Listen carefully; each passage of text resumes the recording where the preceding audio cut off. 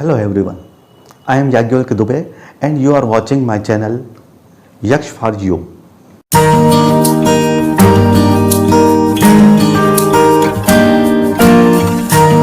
हमने पिछले चैप्टर में जो फर्स्ट चैप्टर था उसमें हम लोगों ने देखा था कि simple present, present continuous, present perfect और प्रेजेंट परफेक्ट कंटिन्यूस टेंस के संबंध में, यानी इसका मतलब क्या देखा था हमने, प्रेजेंट टेंस।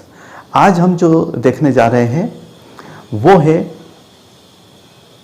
पास्ट टेंस और फ्यूचर टेंस। हम लोगों के सामने ये एक चार्ट नज़र आ रहा है जिसमें टेंस, हेल्पिंग वर्ब और वर्ब के संबंध में जानकारी दी गई है। हम प्रेजेंट टेंस को ऑलरेडी पढ़ चुके हैं। अब यहाँ पर हम पास्ट टेंस का चार्ट देख रहे हैं। सबसे पहले देखते हैं हम simple past tense. Simple past tense में हेल्पिंग वर्ब के बारे में यहाँ लिखा है हमने, no use of helping verb.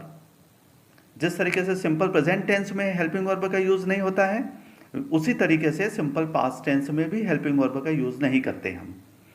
और वर्ब का इसमें सेकंड फॉर्म होता है।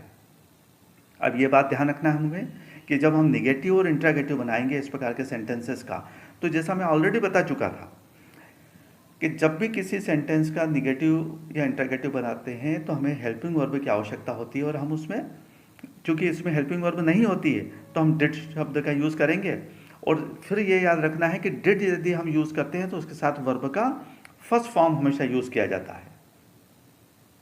इसके बाद आता है past continuous tense. Past continuous tense में दो प्रकार की हेल्पिंग वर्ब यूज़ होती है, वाज और वर। वाज हम यूज़ करते हैं आई, ही, शी और इट के साथ में, और वर यूज़ की जाती है वी, यू और दे के साथ। इस प्रकार के सेंटेंसेस में वर्ब में हम आईएनजी लगाते हैं। क्योंकि ये कंटिन्यूस टेंस है तो हमको आईएनजी का यूज़ करना है। जैसे राइट है तो राइटिंग, प्ले है तो प्लेइंग, सिंग है तो सिंगिंग।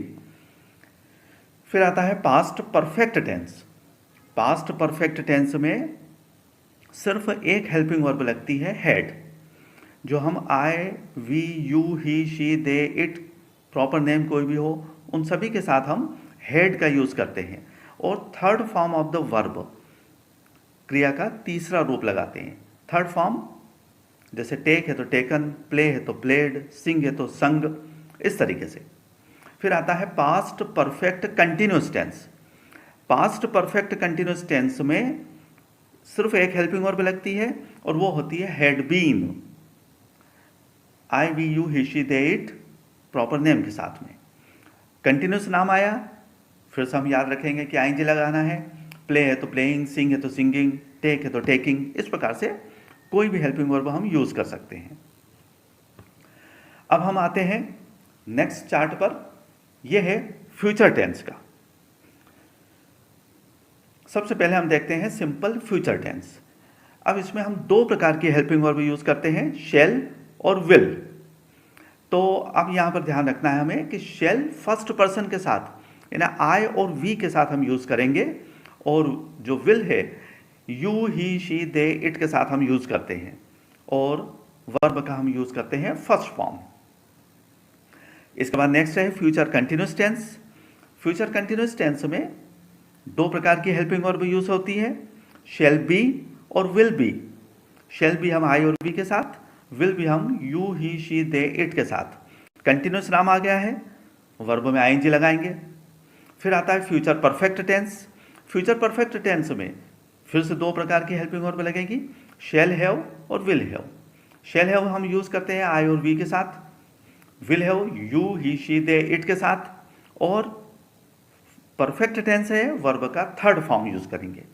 टेक है तो टेकन, प्ले है तो प्लेड, सिंग है तो संग, इस तरीके से। फिर आता है future perfect continuous tense. Future perfect continuous tense में भी दो प्रकार की हेल्पिंग वर्ब यूज़ होगी, शेल हैव बीन और will have been. Shall have been I और वी के साथ हम यूज़ करेंगे, will have been you, he, she, they, it के साथ। कंटिन्यूस नाम आया, फिर से आईएनजी यूज़ करेंगे वर्ब में। रीड है तो रीडिंग, राइट है तो राइटिंग, इस प्रकार के वर्ड्स हम यूज़ कर सकते हैं। तो यहाँ हमने कुल मिलाकर के 12 टेंस के चार्ट देखे हैं दो चैप्टर्स में। फर्स्ट चैप्टर में हमने प्रेजेंट टेंस देखा था, सेकंड चैप्टर में हम देख रहे हैं पास्ट और फ्यूचर, इस तरीके से हम जो सेंटेंस कंस्ट्रक्शन है उसके बारे में हमने जानकारी ली है। तो कुल मिलाकर के हमने तीनों प्रकार के टेंस, प्रेजेंट, पास्ट और फ्यूचर, तीनों प्रकार के टेंस को देखा है। इनको यदि हम माइन्यूटली देखें तो हम ये देखते हैं कि जो कंटिन्यूस टेंस है वो प्रेजेंट कंटिन्यूस है, प्रेजेंट परफेक्ट कंटिन्यूस है, पास्ट कंटिन्यूस है, पास्ट परफेक्ट कंटिन्यूस है, फ्यूचर कंटिन्यूस है और फ्यूचर परफेक्ट कंटिन्यूस टेंस है। इन सभी जो टेंसेज हैं इनके जो वर्ब का फॉर्म होता है उन सभी में आईएनजी का यूज़ करते हैं हम। तो ये एक सबसे बड़ी बात है। तो 12 जो टेंसेज हैं, सेंटेंसेज हैं, उसमें से 12 टेंस में से 6 टेंस इस प्रकार के हैं जिसमें कि हम वर्ब में आईएनजी का यूज़ करते हैं। अब हमारे पास बचते हैं 6 टेंस और, यानी 50% में तो आईएनजी यूज़ किया हमने। जो बाकी के 50% बचते हैं, मतलब 6, उसमें से फिर 50% यानी कि 3 टेंस ऐसे हैं जिसमें वर्ब का थर्ड फॉर्म यूज़ होता है। जैसे गो है तो गॉन होगा, प्ले है तो प्लेड होगा, ईट है तो ईटन होगा। इस तरीके से वर्ब का हम थर्ड फॉर्म यूज़ करेंगे। कौन से टेंस में? प्रेजेंट परफेक्ट, पास्ट परफेक्ट और फ्यूचर परफेक्ट में। इसके बाद अब बाकी 3 बचते हैं। अब इन 3 में से 2 टेंस इस प्रकार के हैं जिसमें हम वर्ब का फर्स्ट फॉर्म यूज़ करते हैं। एक है सिंपल प्रेजेंट टेंस जिसमें वर्ब का फर्स्ट फॉर्म यूज़ होता है, और दूसरा होता है future tense, simple future tense. इस सिंपल फ्यूचर टेंस में भी हम वर्ब का फर्स्ट फॉर्म यूज़ करते हैं।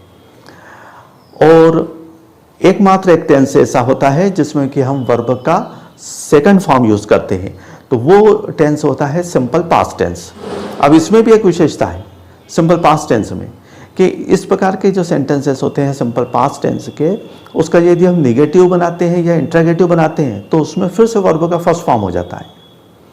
ठीक है, तो बहुत आसानी से यदि हम उस चार्ट को थोड़ा सा 2-3 बार देखेंगे तो हमें बहुत अच्छी तरीके से याद हो जाएगा कि किस में हम किस प्रकार की हेल्पिंग वर्ब यूज़ करते हैं।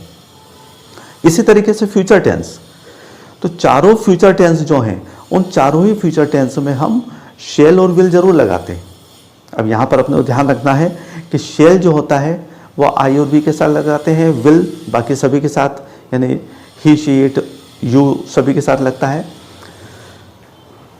सिंपल फ्यूचर में हमने लगाया शेल और विल, फ्यूचर कंटिन्यूस में shall be, will be, future perfect में shall have, will have, future perfect continuous में shall have been, will have been. इस तरीके से हमने हेल्पिंग वर्ब का यूज़ किया है। मुझे आशा है कि आप लोगों को ये मेरा चैप्टर समझ में आया होगा। तो फर्स्ट और सेकंड दोनों ही चैप्टर को यदि आप एक साथ मिला करके ठीक तरीके से समझेंगे तो आपको टेंस काफ़ी हद तक, जिसमें हेल्पिंग वर्ब और वर्ब किस तरीके की यूज़ की जाती है, वो समझ में आ जाएगा। हम नेक्स्ट जो हमारा चैप्टर होगा, थर्ड चैप्टर, उस चैप्टर में हम ट्रांसलेशन से स्टार्ट करेंगे कि ट्रांसलेशन किसी भी टेंस का, किसी भी सेंटेंस का हम किस प्रकार से कर सकते हैं। मुझे आशा है कि आप लोगों को ये दोनों ही चैप्टर्स मेरे समझ में आ गए होंगे ठीक तरीके से। आप लोग सभी मेरे इस चैनल को लाइक, शेयर और सब्सक्राइब करें।